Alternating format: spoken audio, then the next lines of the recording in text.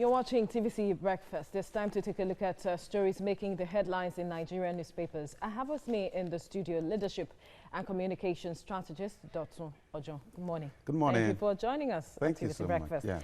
Let's head straight to the papers now, and I begin with the leadership newspaper.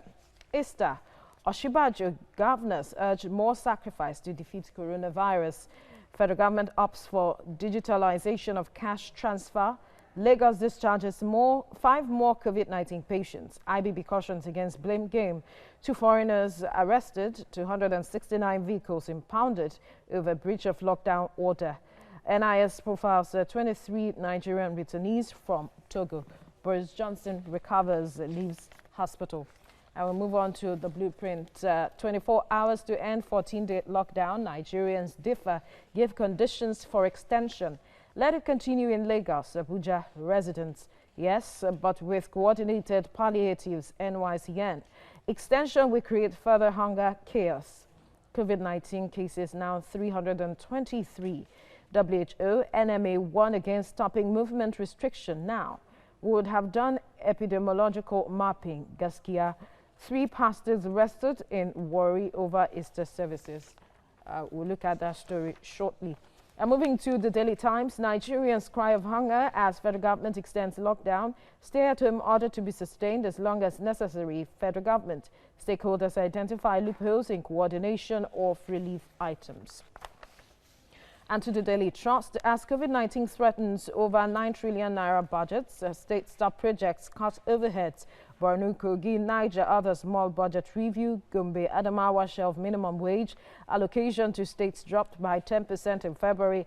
Experts recommend priority for health SMEs. And to the news direct now, COVID-19, Serap asks Lawan Gbajabiamila to give 37 billion naira NASA renovation fund to states, FCT. And finally, on the Business AM, COVID-19, golden opportunity to reset economy, says analysts. All right, Dotun, let's quickly look at the story on the front page of the blueprint. Hours to the end of the lockdown, and Nigerians are differing. There are different opinions with regards to if there should be an extension. You know, the president says that there should be an extension until further notice. Well, so to speak, that was what his statement implied. But then Nigerians are saying that perhaps the lockdown should continue in places where we see an increase in the cases. Talk about Lagos, talk about the Federal Capital Territory. I wonder what your opinion is with regards to this. This is a very difficult time, no doubt, for the people of Nigeria and the government. No government across the world we actually want crisis in any way. Having said that, there's always been a disconnect between the expectation of the people and the expression of government. Most of the times, what the people expect is actually different from what the government is offering. For example, why are we locked down? It's because the government does not want people to die. But if you note why are people on rampage? If you notice since 2 days ago now, hardly can you sleep in Ogun, suburb of Ogun State and Lagos, because armed robberies attack here and there. It's simply because of the fact that we were told to stay at home because the government wants our safety. But some people that are staying at home also are being killed by hunger. So they want a means to actually live. So survival is the issue.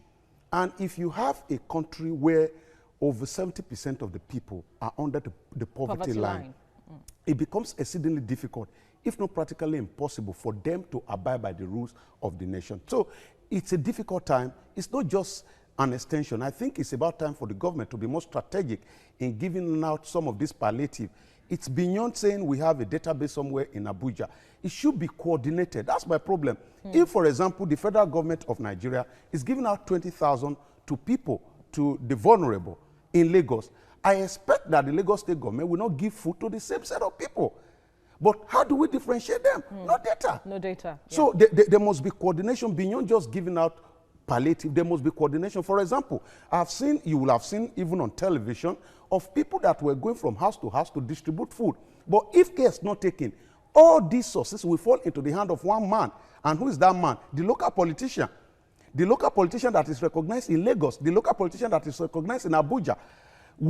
we be the total beneficiary, and at the end of the day, it may not get to the real But users. these are the same people who can identify those who are in their constituencies. These are the same people who can get to know, okay, this person is someone I know around here. So how do we coordinate these efforts and bridge the gaps? In sincerity, you're talking about a normal situation. A normal situation where I put my society first. We are in an abnormal situation, and it's not a product of which government is in power. Greed has become our God.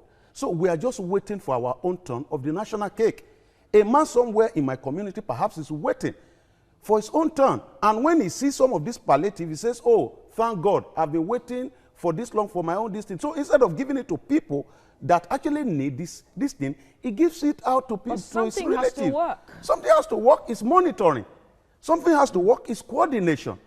We can't just sit in Abuja and say we are. That's why it's very important that we become more transparent. And we have to start that with the state. If I'm sitting in Abuja and I'm crediting the account of about 20,000 people in Lagos, the governor should know. The local government chairman should know. So that when the government or the governor is actually handing out pack of food, they will not go to this same set of people so that this thing will spread. Veronica, we're talking about a country of 200 million people. Absolutely. And you may look successful when you drive your own car, but when we place you side by side with the reality of poverty in your community, you become poor. Definitely. There's been the argument of, okay, we are not reaching out to all Nigerians. We are reaching out to the vulnerable. But who are the vulnerable? Am I not part of them? Do you think staying at home because I want to stay safe, really? Do you think I'm meeting my needs now? So while the government is thinking that it's only few people that are vulnerable, the Nigerian people are thinking we are all vulnerable. But because when you put our prosperity side by side with the poverty in our community, we are poor.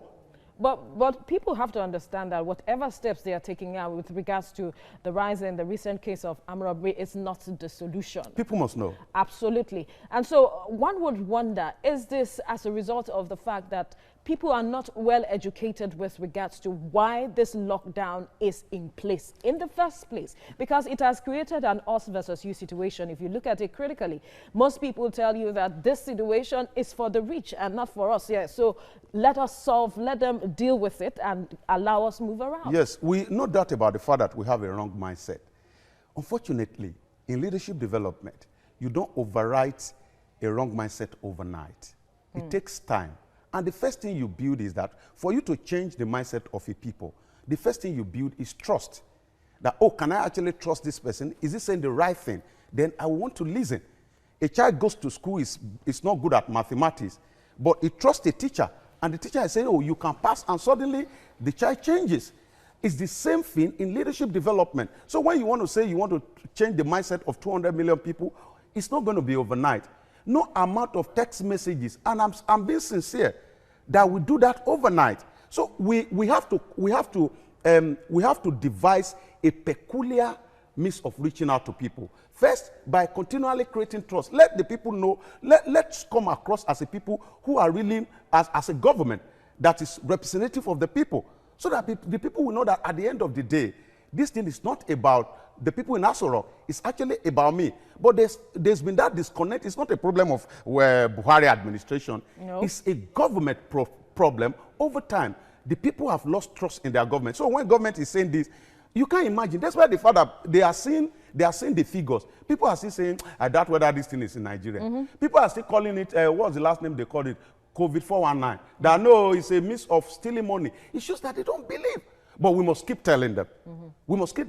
You don't need to see evidence most of the time before you actually believe. Because seeing evidence may not be palatable at the end of the day. So we will keep telling them, people like us that are out of government, that this thing is actually real.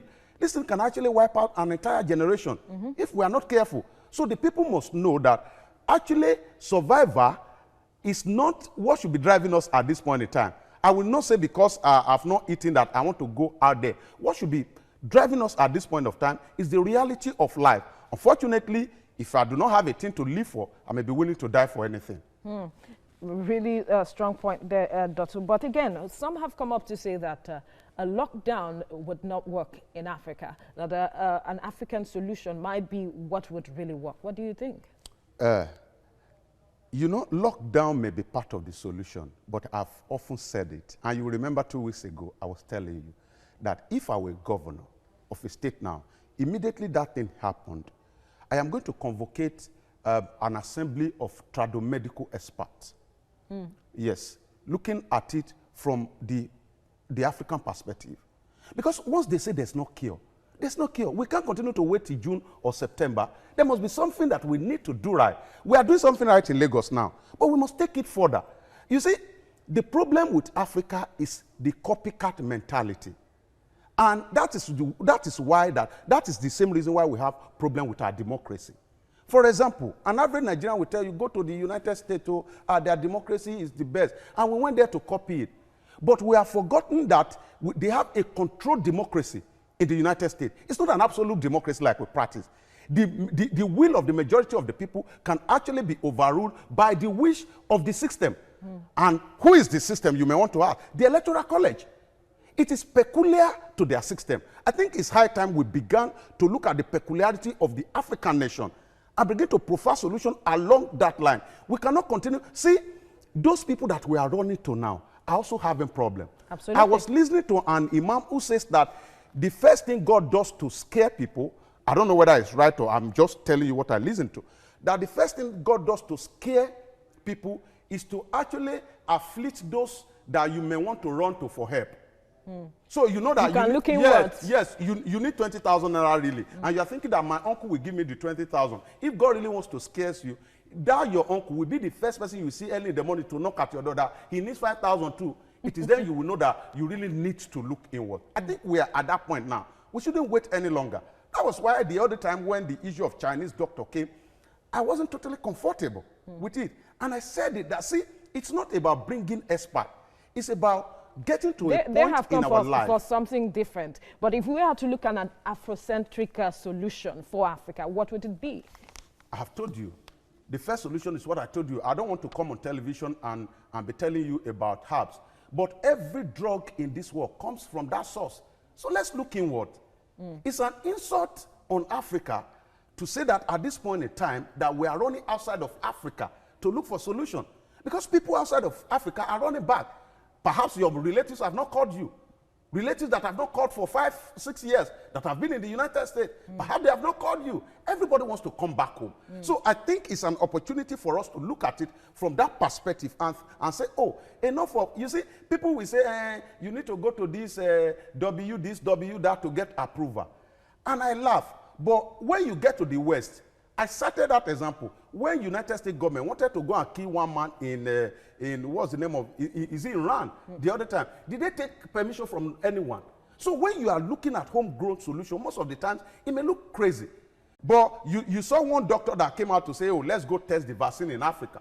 So either you test your own vaccine on yourself or not. Some other people are thinking outside that when we discover our own solution, we are taking it to Africa. But I think it's high time Africa actually woke up from its slumber. So what you're saying invariably is that we should be seeing collaborations between traditional medicine and orthodox. And orthodox. Yes. We should get to a point. We should get to a point of meeting.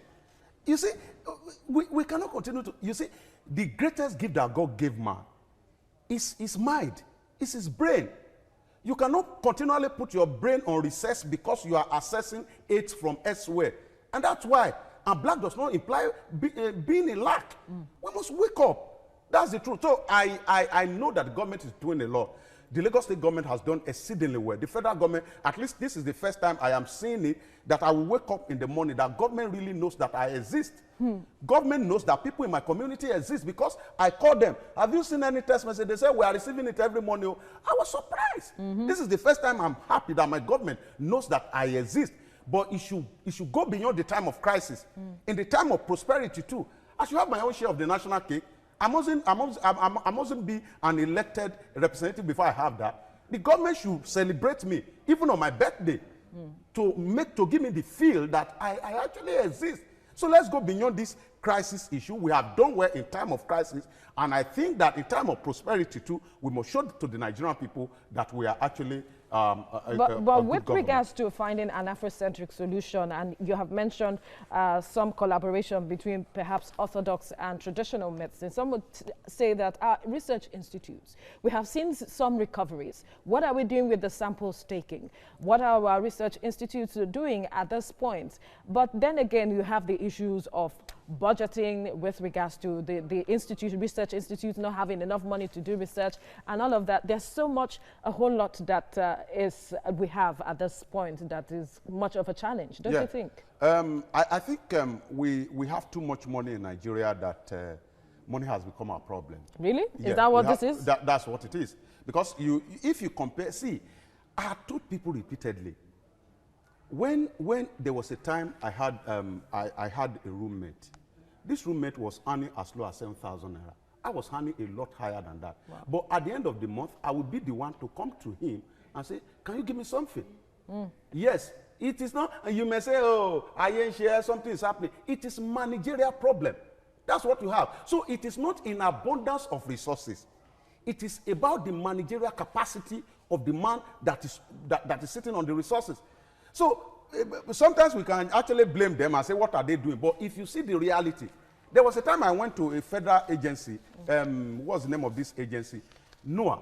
I was not feeling them. And I went there. When I got to the state office of that state, I totally forgave them. Many of these agencies don't have access to funds, but we must continue to redirect our focus to what is right. This thing has taught us a lesson now. Some of the things that we are taking for granted before, I just hope that we'll be serious with them from now. All right, Dotun Ojon, thank you so much for speaking with us on the newspaper. It's a pleasure. Review.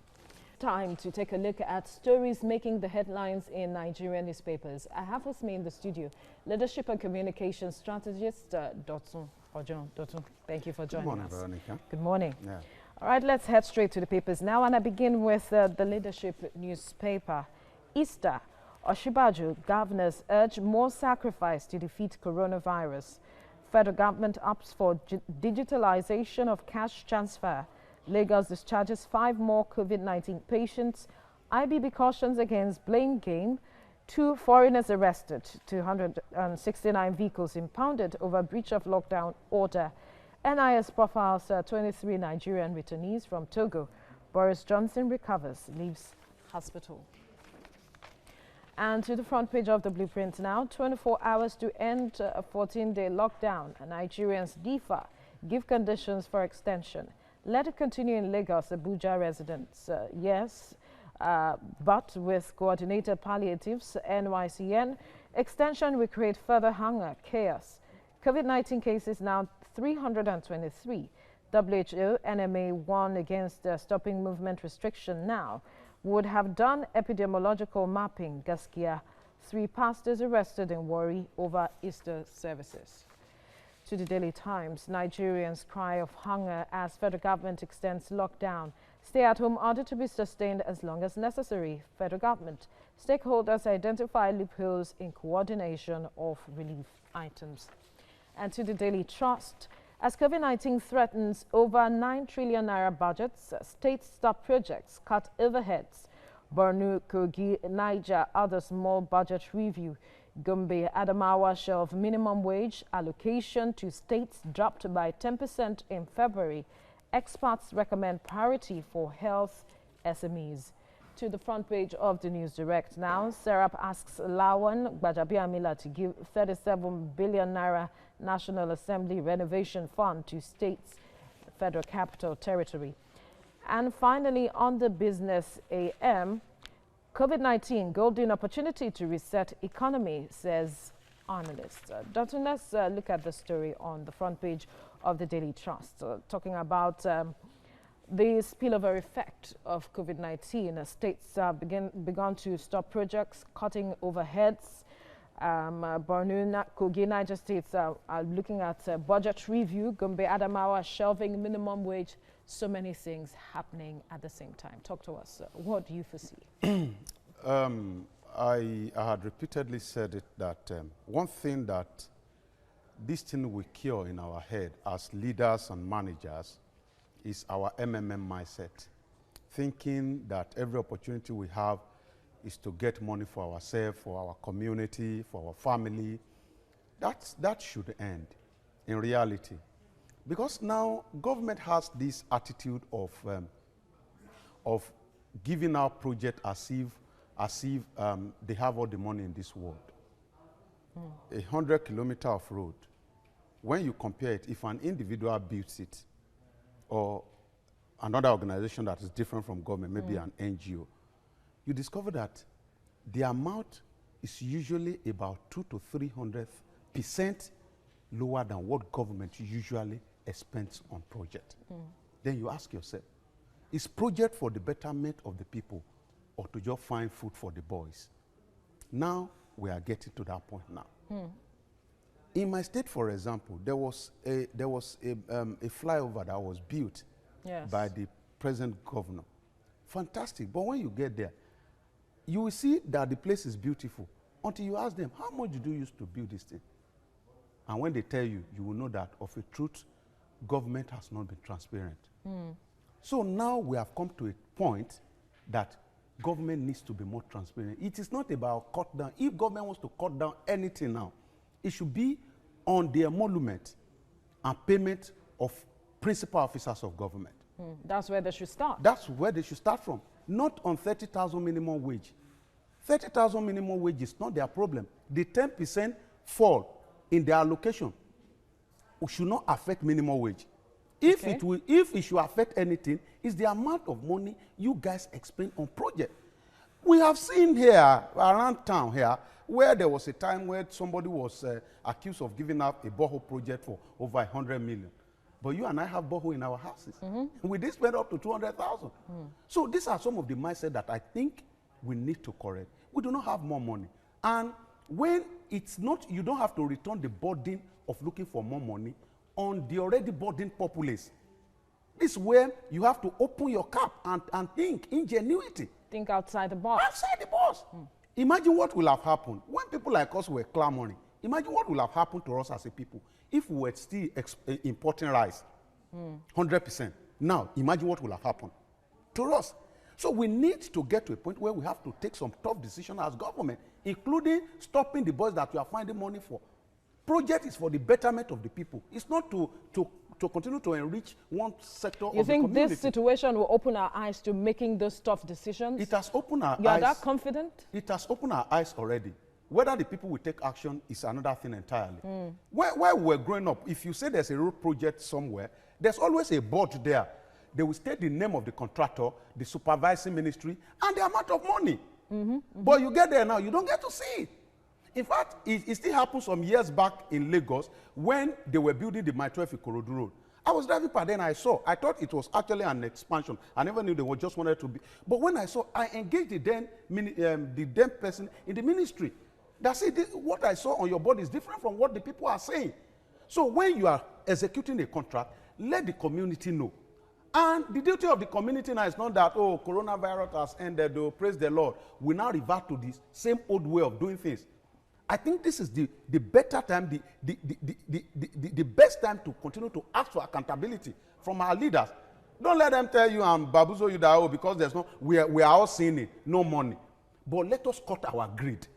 Not the little resources that we need to pass on to people. Imagine the life of a civil servant. Imagine the life of a man who goes to school, gets a job into the civil service, placed on level 8. Perhaps the salary is somewhere between 50 or 70 or 80,000.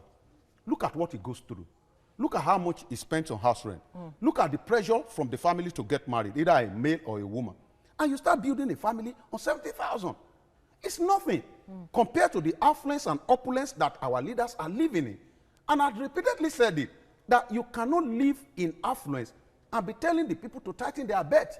You must show them how to live. If you want, it's a difficult time, but our leaders will show. And that brings me to the next question, because the people are a part of government when you look at the definition of government in itself. But then at this point that we find ourselves as citizens, what measures should we begin to take to ensure accountability? Because in recent times, we saw that there was a shrinking civic space, so to speak, when people want to speak up. At this point, now that we have a situation in our hands that has exposed so much, if we might put that word, Where do we begin to ask for accountability and transparency, and how? You know the major challenge of our governance process in Nigeria?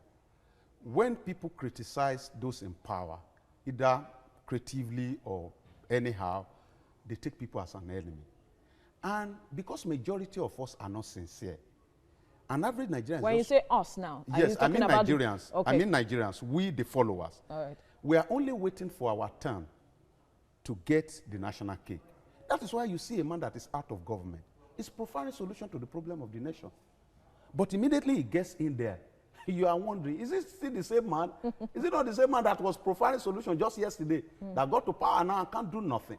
It's because we are indirectly waiting for our own turn of the national cake. So that has not given us that patriotic approach to issues.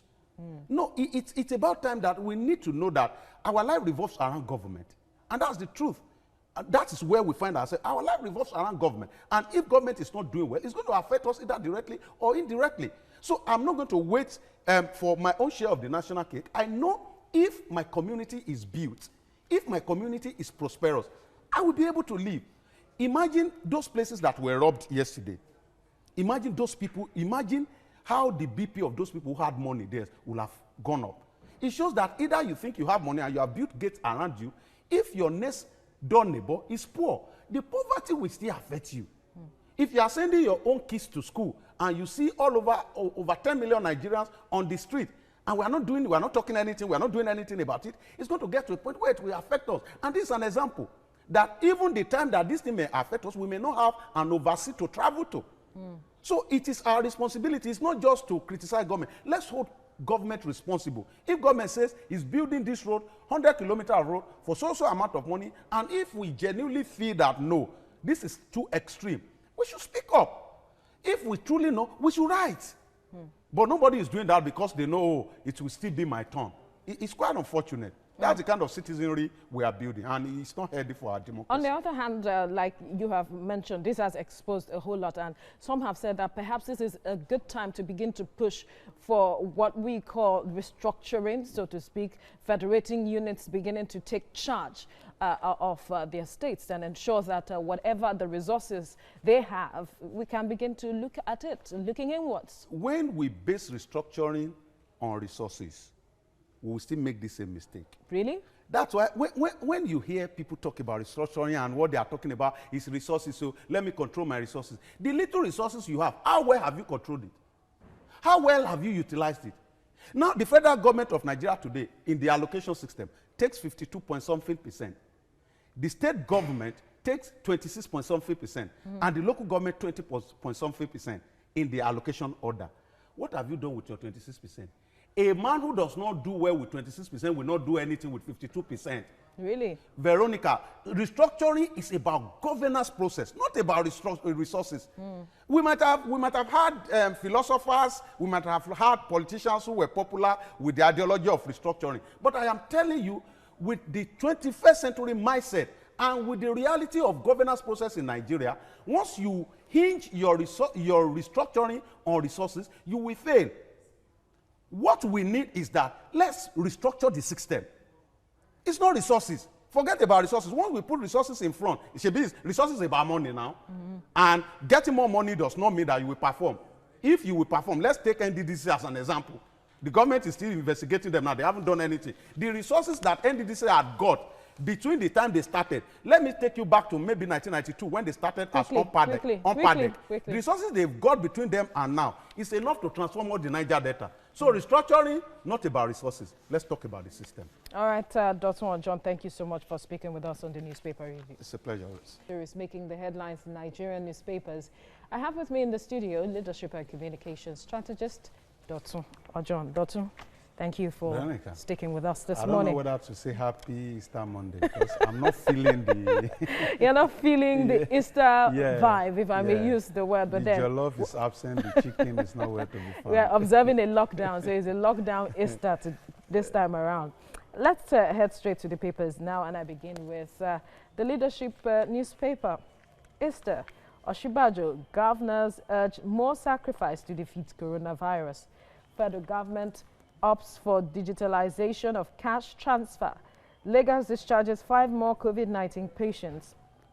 IBB cautions against blame game. 2 foreigners arrested, 269 vehicles impounded over breach of lockdown order. NIS profiles 23 Nigerian returnees from Togo. Boris Johnson recovers, leaves hospital. And to the front page of the blueprint, 24 hours to end 14-day lockdown. Nigerians differ, give conditions for extension. Let it continue in Lagos, Abuja residents. Yes, but with coordinated palliatives, NYCN. Extension will create further hunger chaos. COVID-19 cases now 323. WHO NMA warn against stopping movement restriction now. We would have done epidemiological mapping, Gaskia.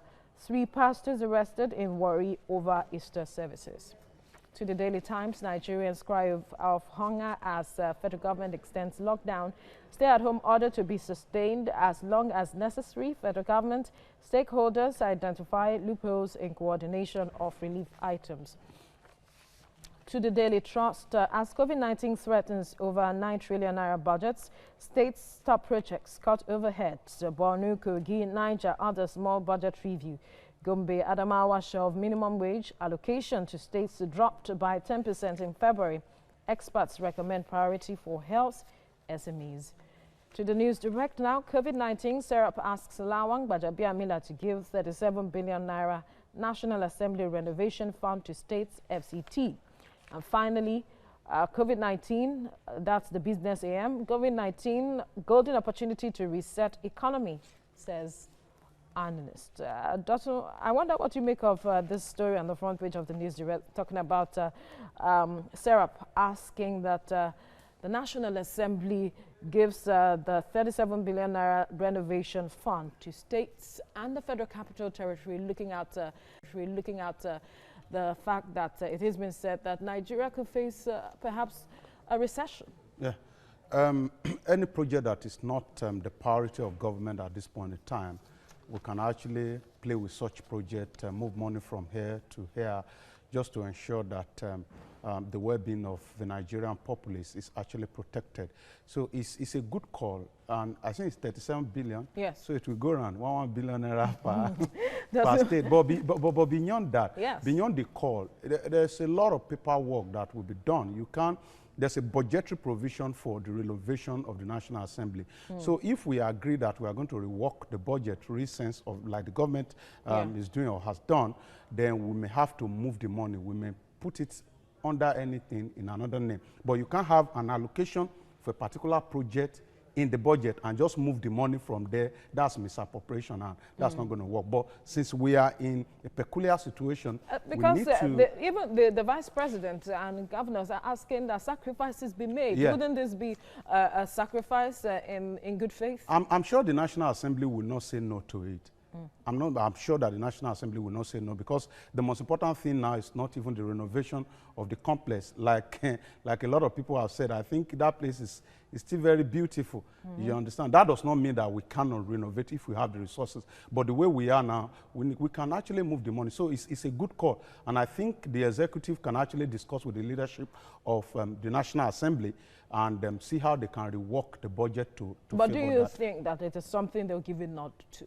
Of course, nobody will say no to it. The kind of National Assembly leadership that I'm seeing today, if the executive really wants to toe that line, because it's another thing for Serap to say something and the government is actually thinking of another thing, you understand? So if government thinks that that's the right thing to do, that will not be the only project that will be affected. A lot of projects will be affected, and that's why I said any project that is not on the priority list of government. Unfortunately now, when you're even talking about project, I doubt whether project is on the priority list of Nigerians. It is survival. Anything that will just make them survive, at least for now, so that we can actually overcome this. And because, Veronica, the economy is not looking very good. Yeah, there are reports already that Nigeria may face a recession. Beyond today, a lot of things are still going to happen. We don't want to be prophet of doom, but it's what we can see. Many businesses that close down today may never reopen again. That means that unemployment rate may actually come up. And what's the impact of that? If the federal allocation continues to drop the way it is dropping now, thank God that just yesterday, the price war between Russia and Saudi Arabia OPEC Plus was able to resolve it, thank God. So that may actually have impact on the price of our oil. But beyond that, there's still going to be issues here and there. So we are not, it's not yet a huru. Even if we defeat COVID-19 today, there's still going to be some economic impact here and there. Business analysts are saying that perhaps this would be an opportunity for us to reset our economy. How so? It is. Unfortunately, I don't have a figure to back that up, but I think people may likely be eating more during this lockdown. If that is correct, because if you stay at home, there's a possibility to eat more, that definitely. you eat more. If that is correct, that means that we could actually concentrate more on agriculture. But people are not going to their farms. That's what I'm saying. We can actually restart that. If we are restarting the economy, we should be careful about where we put our money. We shouldn't be putting money looking for oil where there's no oil. So we should be careful where we put our money and encourage the people too. You see, there's a problem with poverty that a lot of us have not known. You don't bring people out of poverty. Every government intervention is aimed to bring people out of poverty. But people deliberately move out of poverty. So if you continue to hand down money to them and you're thinking you are helping them, they just get used to that status quo and they expect the government to continue to give money. But there's a way you can actually give people money that will bring them, that they will willingly want to walk out of poverty. For example, if we make solid investment in agriculture, there are a lot of people not tied in Lagos that do not have where they are going. But if we encourage them, this is the amount of money, these are the machinery that I'm making available for you. If you do this, we are going to buy it. I'm thinking about Nigeria Produce Board that will clear whatever agri produce that is being produced so that these people would not, the major discourager of farmer really is not whether they want to go to the farm on a sunny day. It is the market. These people go to the farm, they are not even sure of the market. Get to places around your neighborhood. So if government can actually position in the middle and make the market available, they know that they don't have to be looking for market all over the place. So that's going to encourage more people to delve into agriculture. We have a very peculiar market. Peculiar market in the sense that majority of the people in Asia are targeting other countries for their produce and product. But we can actually look inward and target internal market for our produce, yet we will still be prosperous. So it's a peculiar and a very huge opportunity for the government to actually delve into. So when with the little money we have now, I don't want to hear that we are looking for oil. We should put it in realistic venture that will actually help the economy, like agriculture. And talking about, let's bring it back to the issue of the lockdown now at this point. A lot of persons have raised objections to the extension. Some have said that, according to what we see in the papers this morning, hunger, chaos. And I wonder what you think. Should the lockdown be extended?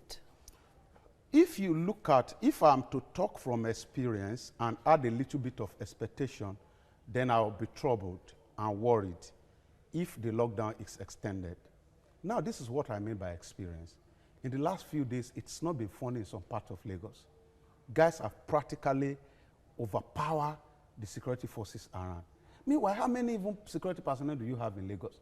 In a situation where 50 people with machete and all manner of things are moving from shop to shop, trying to get money from people. Do you want to kill all of them? It's a chaotic situation. I don't know how government intends to actually address that as we talk about the lockdown. What I was thinking, in all fairness, is that because there's reality of death, coronavirus is killing people. Yes. But when your community is not awake to this reality, they think that there's something more dangerous than coronavirus. And the orientation is going to continue. Orientation does not achieve instant results most of the time. It's going to take time because first we have destroyed the idea of trust between the people and the government. So it's making it a little bit difficult. So this is what I'm thinking, Veronica. Since we know that majority, I forgot the percentage of the addition of street trading to the national economy. It has a huge percentage. Those people you see that hawk here and there, they have a huge this thing. So if we have a city like Lagos, the majority of the people depend on daily money. And suddenly you lock them down. It is sudden. They weren't expecting it. Just like the same way government was acting as if they weren't expecting that COVID-19 will come. So if you lock them down suddenly, I think I'm not really sure what the impact will be if we extend. But this is what I'm thinking. Quickly. Within the next 3 days, if the government intends to extend, we can actually revert back a little. Let the people be aware that in the next 1 week or thereabout 4 days, we're going to relock the community again so that they can actually do their hustle and prepare for that. And I think that's exactly what Ogun State did the other time, that my citizens are not prepared. Please let me prep them before we have the lockdown. Dotun Ojon, thank you so much for joining us on TVC Breakfast this morning. Yeah.